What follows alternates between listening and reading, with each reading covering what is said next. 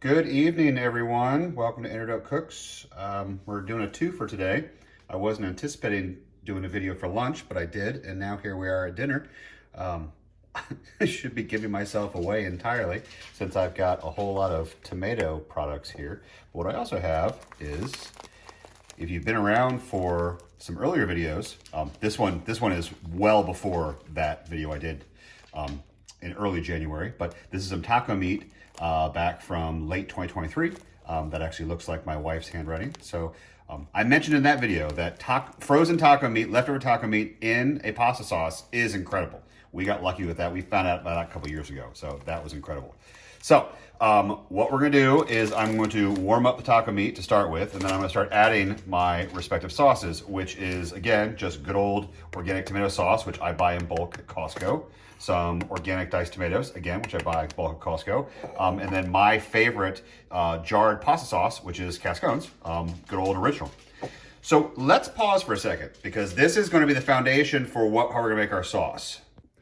In earlier videos, I talk about the importance of ensuring that you are legibly writing what it is inside the bag and a date as to when. Now, was this the correct bag size for this amount of sauce? Questionable. So that looks like, yeah, that's from January. Okay, so that's some leftover red sauce. It's an interesting way to freeze it. So what am I getting at? Okay, well that's, we're assuming that that's a red sauce. It has got a date on it, but we're not quite sure what it is, so we're gonna cross our fingers. And actually, inside the trash is a bag I tossed because I had nothing written on it and I have no idea what it is. So we are going to take the taco meat, my 2 cans, my jar, and my frozen variants of old pasta sauces that I've had, pasta sauces of yore, in our freezer, just taking up space in the freezer. So we're gonna combine all of these with our new ingredients to make a brand new red sauce. Let's not forget, since we're making pasta tonight, we're pasta sauce, the pasta, so we're gonna need to boil some water. So don't forget your salt, and fill in your pot with water and top it off with salt, which I've already done. So it's here. And then we are going to be cooking Dreamfields angel hair pasta. Extra protein. All right, let's get this sauce fired up.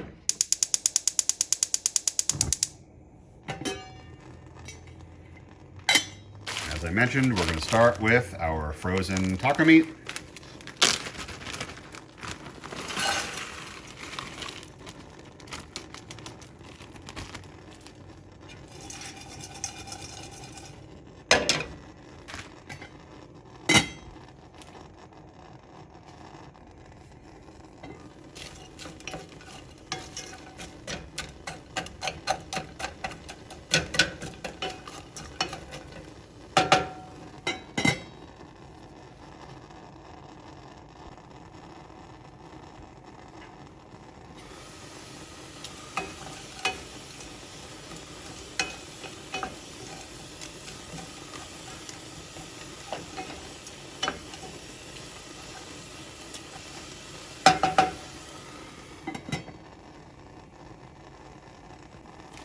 Okay. First bag.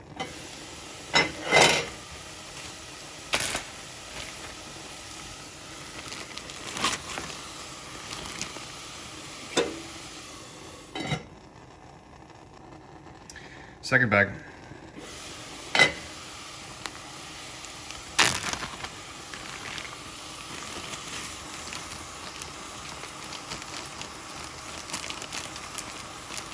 Little extra frozen bit stuck inside. Oh, and I just got some on my stove. And that's why the dog hangs out by my feet, in case I drop frozen tomatoes for her. Okay, last mystery bag. We think it's sauce. It was in sometime in 2023. And it goes. So you might be asking yourself, hey Andrew, this is all neat and stuff, but how do I replicate this? Like, how do I do this in the future? Like, how can I do this, you know, again? Well, keep sticking your sauces in the freezer in small quantities. Forget about them. And then a couple months later, bring them all together and make an incredible sauce that you can never replicate ever again. Each time it tastes a little bit different.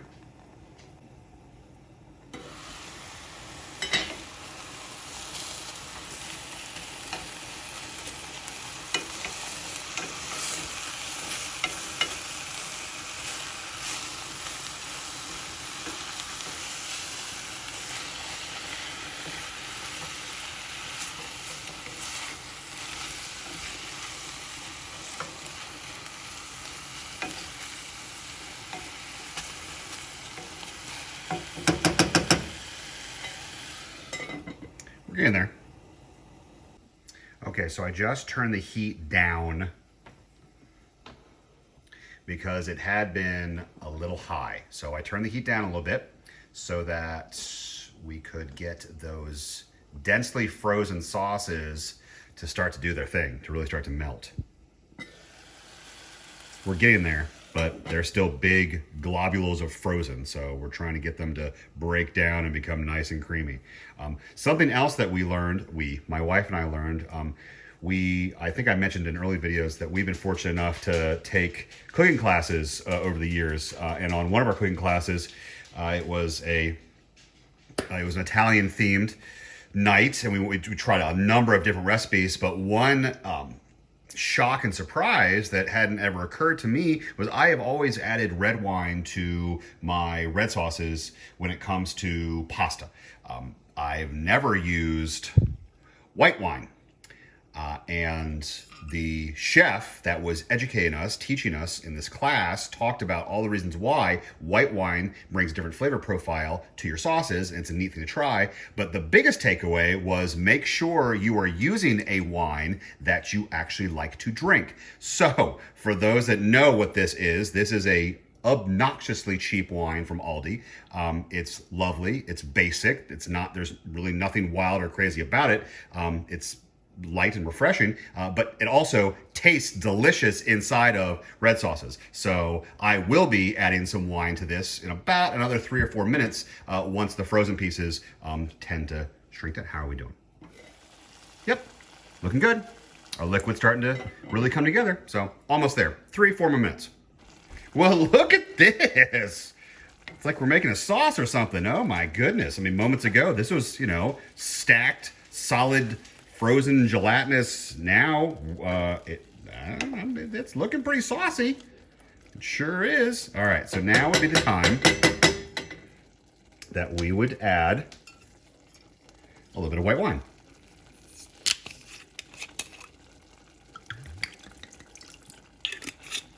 Okay, that's how much I added. That much. So, very little bit. So, the wine's in there. We can add our diced tomatoes. So the reason why I'm starting all of this while it's still daylight outside is because I like my sauces to come together. And what I mean by that is I like my sauces to cook off their liquid and reduce and become tighter, denser sauces. I am an individual who, when I take my pasta and I cover it with a red sauce, when I'm done, I don't want to see a giant pool of liquid on my plate. I would like to have some nice sticky globules that I can sop up with my bread. That's what I'm shooting for. Okay, now our sauce.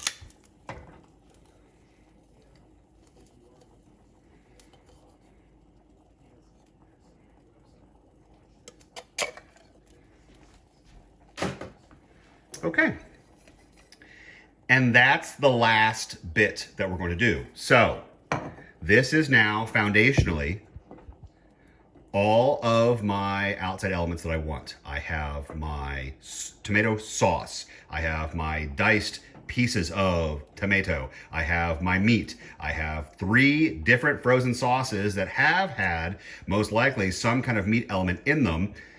It would be ground beef or sausage. I don't see any sausage bits, so this is a 100% ground beef sauce. So I don't have a whole lot of room left. I have about that much room left inside my pot. So I am now going to allow this to cook down over the course of the next hour, hour and a half, checking on it every 20, 30 minutes. But I'm gonna let this cook and get some of this moisture to cook down. I cock it so that I can get the heat and the steam to dissipate. So we're gonna let this sit, and then once that has reduced, then we will bring back our sauce, incorporate, get the oven going for the breadsticks, and then get our angel hair pasta in the boiling water. So I'll be back in a couple of hours. Okay, you know when you do something so many times, it just becomes second nature and you forget things that you do in your normal process, particularly when you're trying to educate and explain to somebody else, like I've been trying to do with these videos. So I forgot 2 core ingredients that I add to the sauce. I remembered when I went into the refrigerator to put something away, and I noticed that I did not add my tomato paste, which I buy in a tube. The reason why I buy tomato paste in a tube is because you can buy tomato paste for cheaper in a can. The problem is when you use your can opener and take the top off your can and you use some of your tomato paste, you have tomato paste left over. And you have to scoop that tomato paste out, put it in a container, put it back in the fridge, because you can't wrap a container of tomato paste from a can. But I can put a cap back on the tube and stick that back in my fridge. It just makes it that much easier. And just like toothpaste, you can roll up from the bottom. So I don't add much, just a little bit of flavor. Okay, there. So that's pretty straightforward. Okay, tomato paste, that makes sense. There's another ingredient that I use that is a secret ingredient, and you don't have to tell the people that you're making this for, because the people that eat my pasta sauce have no idea that that's in it too. This adds a level of unctuous flavor to the sauce that is unparalleled. It is incredible. And you can find these tubes of anchovy paste at your grocery store up on the shelf right next to this guy and real close to this guy. Okay? So you're gonna take your anchovy paste, just like toothpaste, and you're gonna squeeze a little bit out into it.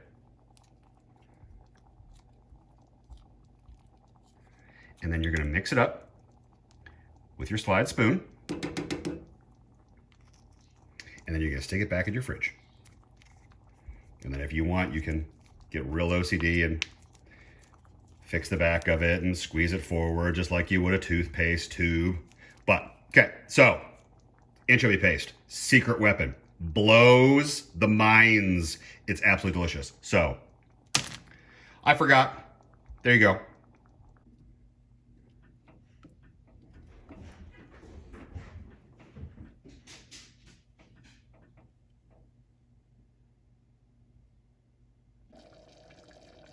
All right, can you hear that? And can you see all the steam? So this has been going now for a good half an hour. And actually, I have been a bit brave or stupid and not using an UV glove. So we're at a point where it would be wise if I'd start doing that. Otherwise, I'm gonna burn my fingers. So how are we at? All right, so we still have a good amount of liquid in here, as you can see. I would like to have some more liquid cooked off before I add the cascones. Whoa, whoa, whoa, whoa, whoa, okay, all right, hold on there, Tex. So yeah, so what's happened is I'm introducing oxygen into the bottom of the pot, and it's causing air bubbles to gain a bit of traction and start to truly release pressure. So yep, little blip here and there, little splatter here and there. It's always smart to keep a paper towel by the side at the ready to wipe up some of these spills. Otherwise, you'll forget, they'll cake up and become a mess tomorrow.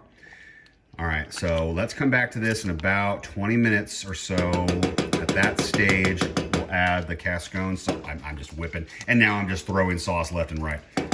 All right, so let's cover that. And notice too, my splatter on the edge of my pot lid. Yeah, like I said, it's all just, I'm trying to release as much steam as I can to thicken up my sauce. So we'll be back in about 20 minutes.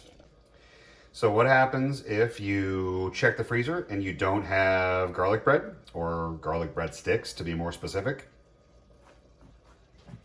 You hack it.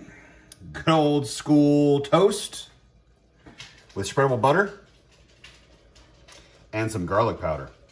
Not complicated. So toast the bread, stack them on a plate, butter each individual piece, add garlic powder to each piece, and then when it's done, slice it in half at an angle, and you'll have a big old stack of 8 triangles that can accompany your pasta meal. It's what happens when you think you've got breadsticks and you actually don't. So again, hack your bread. All right, moving to the sauce. All right, once again, there's our steam. There's all of our bits of sauce that have splattered up. There's me with my glove again. Oh yes. Lots of liquid cooked off. It might not seem it at first, but when you scoop from the bottom, okay. Once again, I'm spraying myself. You know, you can also turn down your heat. That will reduce the splatter. And it also will super splatter when you are taking away all of the liquid. So it just tends to get a little grumpy, a little angry. The chunks of tomato from the diced can of tomatoes, which we added, are starting to break down because you can start seeing the casings, if I don't have the cover blocking my view. So coming together beautifully. Smells amazing. Both my son and my wife have commented they're starving now because this smells wonderful. All right, last step for the sauce. Let's add our cascones. So what I'm doing, the reason why I'm doing this now is because this is in lieu of me adding a bunch of spices. I'm just going to add a pre-spiced sauce mixture, which we already know tastes delicious. Cascones is one of our favorite go-to staples, whether it is pasta sauce, and Cascones is actually the sauce which I use for my homemade pizzas. Their, specifically, Chicago pizza sauce is incredible. So, done. Notice how I'm very close to the top. Very close to my edge. I have the heat turned way down. We are just wanting to mix this sauce with the rest of the sauce concoction that we have been building for the past couple of hours. I'm now going to cover this just like I was before to warm it up, and we should be ready to eat in about 10 minutes. So I'll set this down and then we'll move on to the pasta.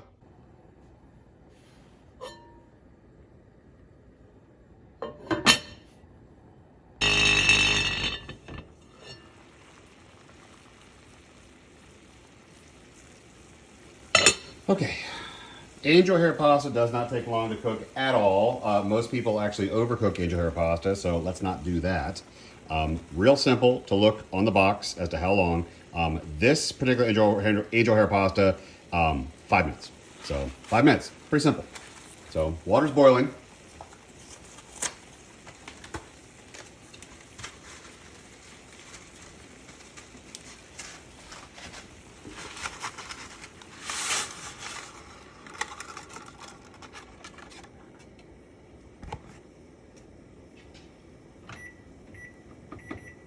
Timer set.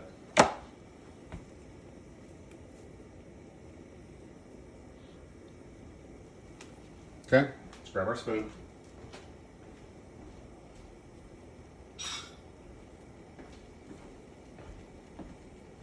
Our pasta spoon. Let's submerge it in the water. Scoot around a little bit. Do not cover. And also, do not break your pasta in half. You're doing yourself a disservice. Keep it fully intact as much as possible. Submerge the whole dang thing. and then leave it alone. Just watch it. Just watch it boil. I'll come back in about 4 minutes.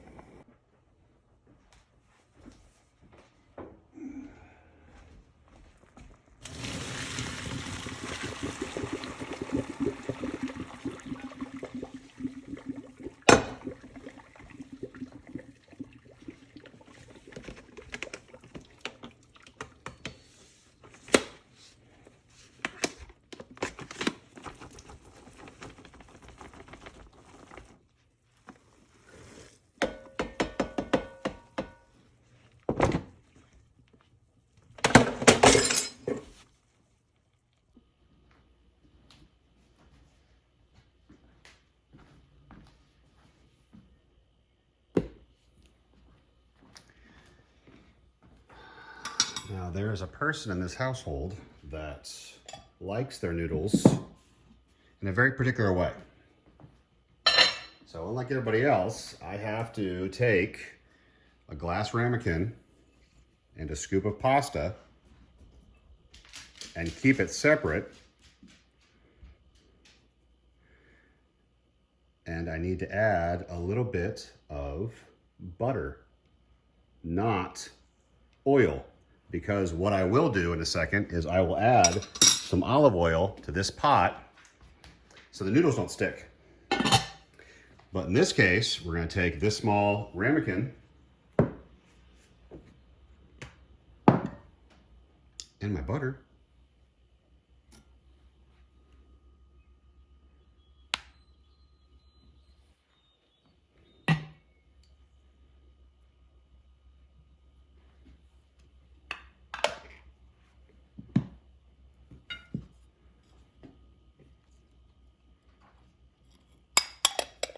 And that keeps it warm. So that butter will melt, and this little dish of pasta has no oil in it. But this pot's about to, so we'll get to that in a second.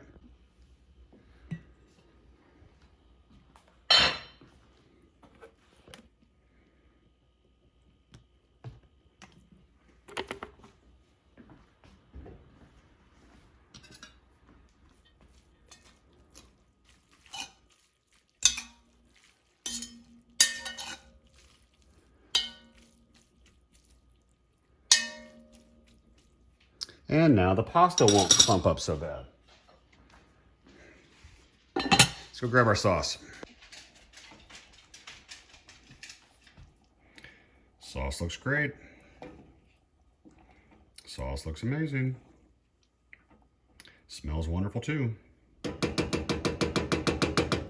right, let's go put this on the table too. And now let's move over to our bread.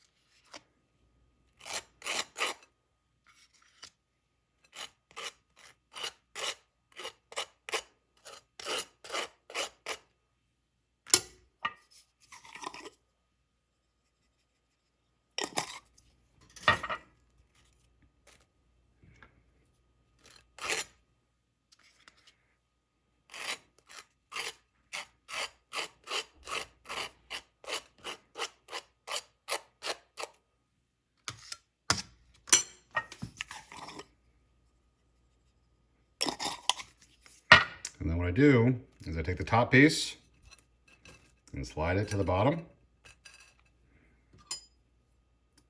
Butter knife.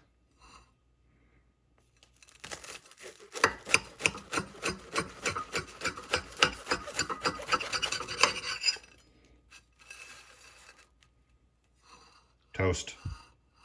Garlic toast. Garlic toast triangles. Looks kind of nice. And angel hair pasta with red sauce and garlic toast points. Angel hair pasta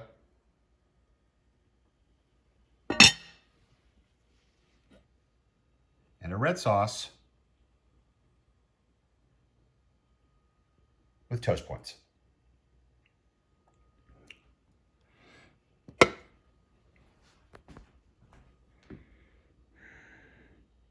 I hope everyone enjoys their dinner. I got a broken fish.